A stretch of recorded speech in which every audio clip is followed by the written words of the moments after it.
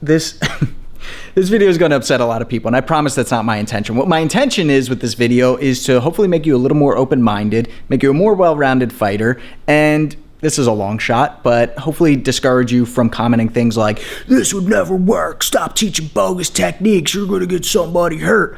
Because today we're talking about fighting moving backwards, why you can and should cross your feet, and other footwork fallacies in boxing, kickboxing, and other striking arts. Let's take a look. So there are people out there, high-level fighters, coaches, who truly believe that you can't strike while moving backwards.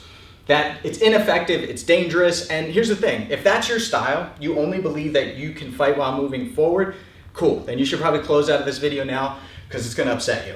For everyone else who's a little more open-minded, let's go over a couple different movements. I can step back with my back leg while throwing a jab. I can continue moving in that direction, or I can spring right back into the fight. The same motion is what we do when we pull a punch, when we lean back and spring back in. Floyd Mayweather made a career out of it, right? Now, I can throw different punches. It could be a jab, it could be a cross, I can be throwing uppercuts, it could be a hook, and I can also step the lead leg instead. And this is where people are going, "Oh, Shane, you can't cross your feet, never cross your feet." Why?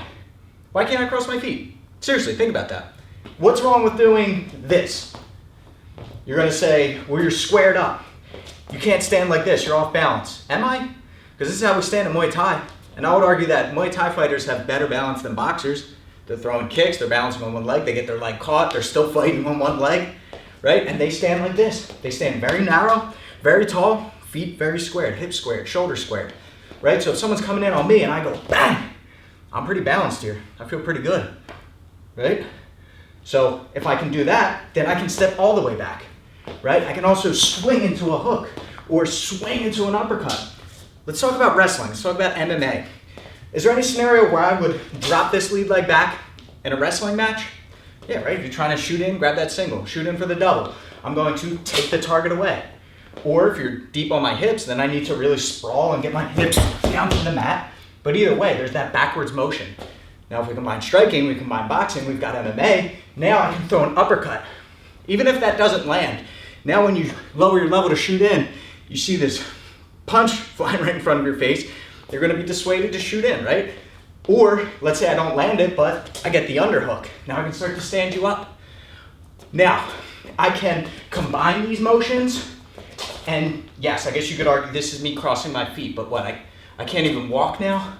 I can't even walk to the bathroom, I'm creating bad habits doing that? For people who truly believe that you can't do that, I want you to check out a fighter, old school fighter. His name is Muhammad Ali. It's a joke, but go watch. Watch his fight against Cleveland Williams. The entire fight, he's moving backwards.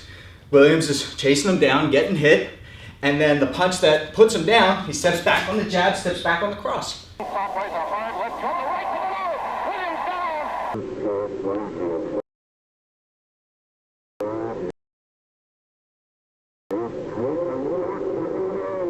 And now here come all of those comments where they're like, yeah, well, you ain't Muhammad Ali, bro. And that bugs me so much, that negative, limited mindset, because it's like, what, I can't even take inspiration from the greats? Since they did it first, I'm not allowed to do it? No. I encourage you to do the opposite. Watch the greats, learn from the greats, take what they did, add on to it, and aspire to be better than them. It's what they want. So you can combine them. I step back on the jab, I step back on the cross.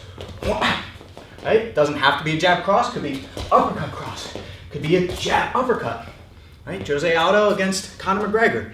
These are perfect examples of the efficiency, the effective ways of striking while moving backwards. If someone is running forward and they think you're just gonna shell up or just evade, and now they're running into your shot, it's like two freight trains running into each other. For me, what it comes down to is balance. And if you can answer yes to the following questions, then I don't see anything wrong with that footwork movement. If you can cause damage from that position to your opponent, and you can prevent damage from being done to you in that position, then there's nothing wrong with it, right?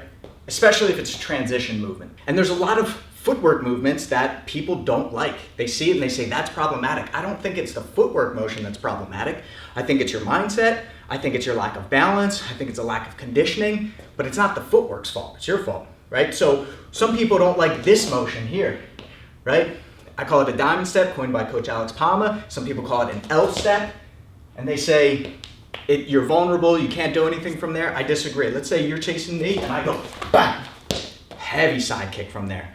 Rope you in, cut an angle, get off center line, and it's a perfect way to set up, swing this knee up, fire that side kick out like a battering ram.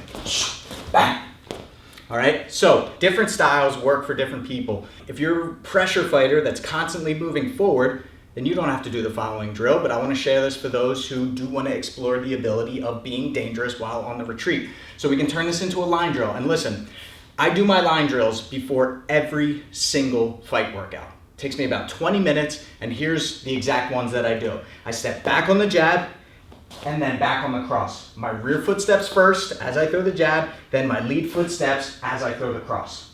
And I can just continue this for the length of the room, however long I want to do it.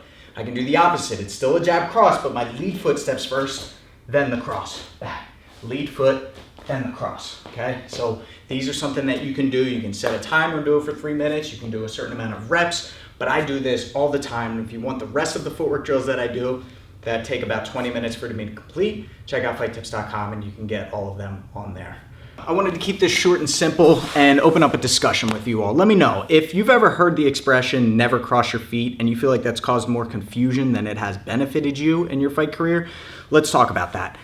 These are some of the movements that I like doing, that I've studied a lot of film and I've seen highest level fighters use it and knock people out with. So when I see that, there's no real arguing it. And to me, it's about styles, right? And that's why it really confuses me that coaches will get genuinely upset when they see different training styles being done by other coaches. It's like, isn't that the whole point, right? You have your style, you have your beliefs and your school of thought. You train your athletes a certain way, I'll train my athletes a certain way, and then our athletes are gonna meet in the ring and we'll see. May the best man win, right? But to actually get upset by the fact that someone trains a little different from you is confusing, because as long as they're training safely, it's kind of the whole point, right? That's the art side of martial arts. You do your thing, I'll do my thing, and if everyone trained the same way, it'd be boring. So with that being said, I encourage you to stay open-minded, eager to learn and to evolve as an athlete. To me, good coaching comes down to creating good habits while ridding bad habits through battle-tested fight theory. All right, so let me know what you think. Let's create a discussion. Let's talk a little bit down in the comments. Until next time, I'm Shane with Fight Tips for the Underdogs.